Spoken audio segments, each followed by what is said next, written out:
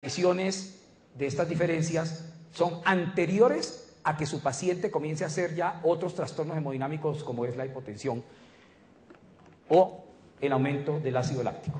Entonces, lo podemos considerar a la diferencia arterial de CO2 como un marcador mucho más temprano inclusive que las variables que nosotros conocemos tradicionales. Bueno, gracias. Sí, por favor. Sí. Sí. Entonces, basados en eso, nosotros utilizamos este tipo de fórmula y con ese tipo de fórmula corroborada como a una frase más adelante de Derek Angus, estas modificaciones nos dan a nosotros una aproximación diagnóstica de que si nuestro paciente está siendo reanimado, si nuestro paciente está siendo perfundido, si nosotros estamos logrando un objetivo hemodinámico o si el paciente definitivamente va para otro lado. ¿A qué sigue?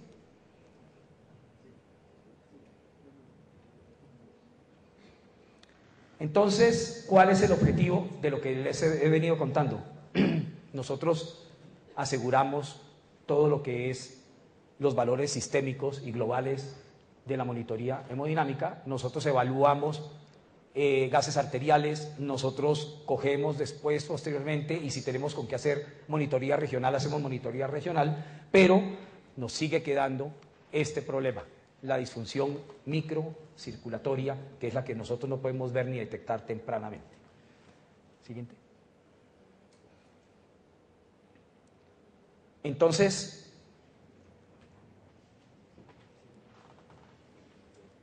en esta diapositiva es para contar de dónde salió el cuento del doctor Rivers. El doctor Rivers trabaja en una unidad de emergencia en Estados Unidos y él es una persona que un día se le ocurrió aplicar lo que supuestamente todos sabemos o todos sabíamos, pero que nosotros no sabíamos que eso podía tener impacto en la reanimación inicial del paciente crítico o en el paciente con trauma. Y entonces él comienza a ver cómo, midiendo la saturación venosa de oxígeno de los pacientes, que se puede medir con el catéter de la arteria pulmonar, que nosotros cada vez lo usamos menos, se puede medir la mixta y la saturación venosa mezclada de oxígeno en una de las cavas, dependiendo del catéter que usted haya colocado, para medir presión venosa central y para darle pues el tratamiento pues farmacológico que usted vaya a escoger a los pacientes que no se pueden dar por venas periféricas. Entonces la primera pregunta que él se hacía es, un paciente críticamente enfermo que llega al servicio de urgencia o que está en la unidad de cuidado intensivo, siempre va a estar con un catéter central, por lo menos, en la fase de reanimación. Y si va a estar en un catéter central, comienzan ellos a hacer los estudios y a comparar la presión venosa y la saturación venosa en la arteria pulmonar frente a los catéteres centrales y se dan cuenta que en las personas que no estaban críticamente enfermas, esa diferencia no era mayor del 3% y cuando extrapolaron esto al famoso trabajo del 2001 para reanimar pacientes con sepsis, se dieron cuenta que esa diferencia era de alrededor de un 5%. Por lo tanto, usted podía trabajar midiendo gases venosos por un catéter venoso y no tener necesidad de colocar un catéter en la arteria pulmonar con todas las consecuencias que pueda tener. La siguiente. Entonces, con base en eso, él coge su grupo de pacientes con sepsis severa y pacientes con shock séptico y comienza a tratar de escoger como puntos de reanimación la ventana de 6 horas. Esa ventana, cuando yo comencé con esto, se hablaba de 24 horas, luego la bajaron a 12, pero se veía que en la medida en que usted iba cortando el tiempo de reanimación, los pacientes pues podían tener una mejor respuesta.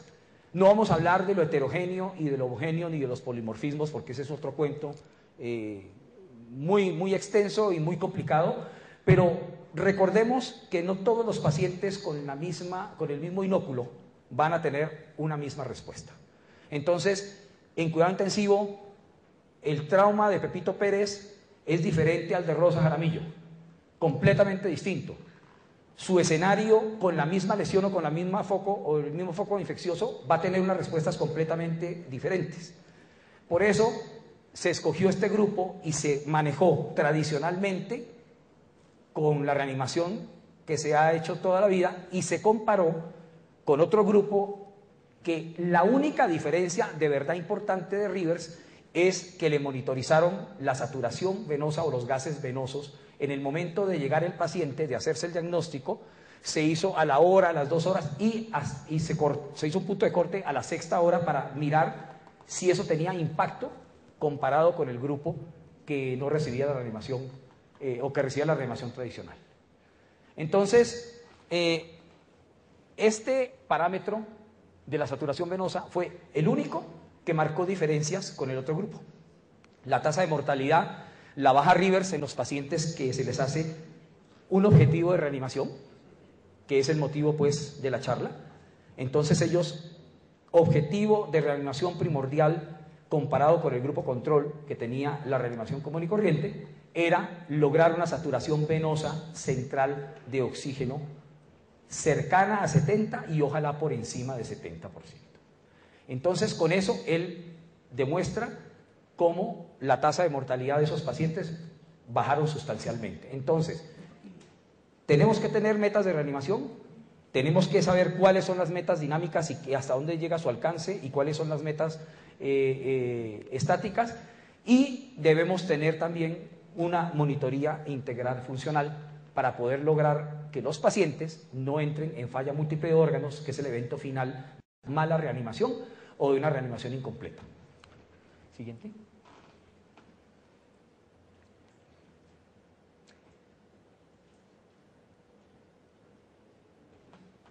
También ahorita el doctor Rinaldo Belomo en Sao Paulo nos mostró unos trabajos de donde yo saco todas estas frases y el valor que nosotros tradicionalmente siempre hemos manejado de ácido láctico, ahora resulta que se ha disminuido, porque por extremo que sea un estrés de una persona no enferma o no crítica, nosotros tomábamos valores por encima de 2 milimoles por litro en la toma de la muestra de los gases.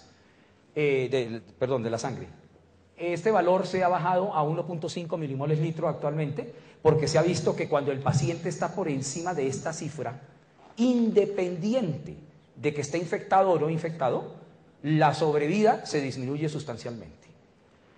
Entonces, el segundo punto de reanimación o el segundo objetivo, llamémoslo así, que tenemos que tener con un paciente que estamos reanimando nosotros, se hace con o continúa siendo el patrón de oro, una medición de ácido láctico en el momento en que el paciente llega. Ese ácido láctico nos va a confirmar inestabilidad del paciente, así el paciente venga con signos vitales normales. Nos va a confirmar que ese paciente va a tener, lo va a clasificar en pacientes de alta probabilidad para morir o no. Las cifras, fíjense, de un ácido láctico en sangre por encima de 8 tienen una tasa de mortalidad del 80% en los pacientes. Si ese ácido láctico no se disminuye en la primera hora de la ventana de 6 horas en un sitio de reanimación. Entonces, eso ahora mostramos una gráfica de una de las revistas. Entonces, es un marcador de severidad en trauma y sepsis, es un marcador de mortalidad, es un marcador de sobrevida con cifras solamente ya por encima de 3. Le va a decir a usted, este paciente va a tener una mayor o menor sobrevida. Y aquí está lo que les estaba diciendo yo de por qué es una monitoría de reanimación en los pacientes. La siguiente, por favor. Siguiente. Ok. En esta gráfica muestra pacientes que no están en shock y pacientes que están en shock. Las tasas de mortalidad dadas por las concentraciones de ácido láctico. Otra de las cosas que de los mensajes que uno capta en ese tipo de congresos con todos estos genios, es que ha habido siempre una discusión de dónde tomo yo el ácido láctico de mis pacientes cuando llegan, que si tiene que ser de la arteria pulmonar, que si puede ser venoso central o arterial. Y tradicionalmente, todos los intensivistas lo han tomado arterial. Esa es la muestra que se manda al laboratorio, y resulta que no hay ninguna diferencia estadística, nos lo muestra Belomo allá, entre la toma de gases por vena central para ácido láctico, para medir ácido láctico, o la toma arterial. Entonces, esta gráfica es importantísima. ¿Por qué? Es importantísima porque un ácido láctico se puede hacer inclusive a la cabecera del enfermo. Las máquinas actuales de gases arteriales vienen con ácido láctico incluido. Nosotros en las revistas, en la mañana, obligamos a que el residente presente sus pacientes con todos los datos de la gasimetría arteriovenosa, hemodinámicos que manejamos y ácido láctico. Y el ácido láctico seguirá siendo el patrón de oro porque es el que nos va a marcar a nosotros cuando los gases arteriovenosos, ¿sí?, no coinciden con la clínica del paciente. Nosotros podemos tener buenos gases, buena saturación venosa, como la que demostraba Rivers para que haya mayor sobrevida, y el paciente tener hiperlactatemia. Entonces es un marcador sistémico que se puede tener en cualquier servicio de emergencia o de cuidado intensivo y no necesita una monitoría avanzada para detectar que el paciente no está reanimado, necesita reanimación o la reanimación no es suficiente.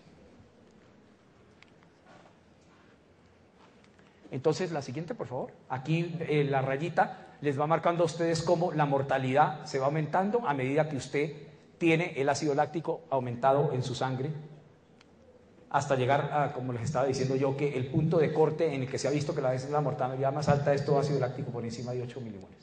La siguiente. Este es un cuento obligado para todos los intensivistas. Entonces, yo solamente les quiero mostrar en esta gráfica es la importancia e insistir de tomar ácido láctico sanguíneo a los pacientes que están en cuidado intensivo. En el momento de su llegada, cuando usted va a evaluar como objetivo hemodinámico una reanimación que está entablando en el paciente y como pronóstico. Y desde el punto de vista médico-legal, yo les recomiendo a los intensivistas que en las notas de ingreso de sus pacientes le pongan el ácido láctico, el valor de ácido láctico que tiene su paciente, porque eso marca mortalidad y sobrevida y nos evita muchos problemas. La siguiente. Bueno, el cuento de esto es el siguiente. Esta es una de las pocas gráficas que en medicina se leen al revés, no de derecha a izquierda, sino de izquierda a derecha. Y es una gráfica tradicional de lo que es el aporte y el consumo de oxígeno del organismo. Nuestro organismo está hecho para que, variando el aporte de oxígeno a los tejidos, él se defienda utilizando o aumentando el consumo de oxígeno que le está llegando al tejido. Pero todo tiene un límite. Entonces, cuando la célula agota su rata de extracción del oxígeno que está llegando, si esa disminución de ese oxígeno se hace real y llega a un punto crítico, entonces la gráfica de aporte y consumo se cae. Cuando se cae, esto es lo que conocemos nosotros como punto crítico o punto de disoxia, aunque a algunos no les gusta ese término, a otros les gusta usar el término de hipoxia cuando se hace referencia a lo tisular o a lo celular. Este es el punto crítico, punto muy complicado matemáticamente de establecer. En los perros y en los estudios en animales se ha visto que puede estar alrededor de 8 a 10, pero en el ser humano, y dependiendo del aporte de consumo, donde usted lo esté midiendo y donde usted lo esté tomando, puede ser hasta de 11 el punto crítico. Quiere decir que por debajo de 11 por kilo mililitros de transporte, el paciente entra en disoxia tisular. Esta gráfica nos muestra entonces la zona que se conoce como zona de anaerobiosis, o sea, mi máquina sigue funcionando pero sin oxígeno y tengo que echarle mano a otra cosa. La siguiente. Y ustedes ven entonces cómo las cifras de ácido láctico, en la medida que nosotros tratamos de salir de la zona rayada, que es la zona de hipoxia, y tratamos de llevar al paciente otra vez a una independencia del aporte, vemos cómo el ácido láctico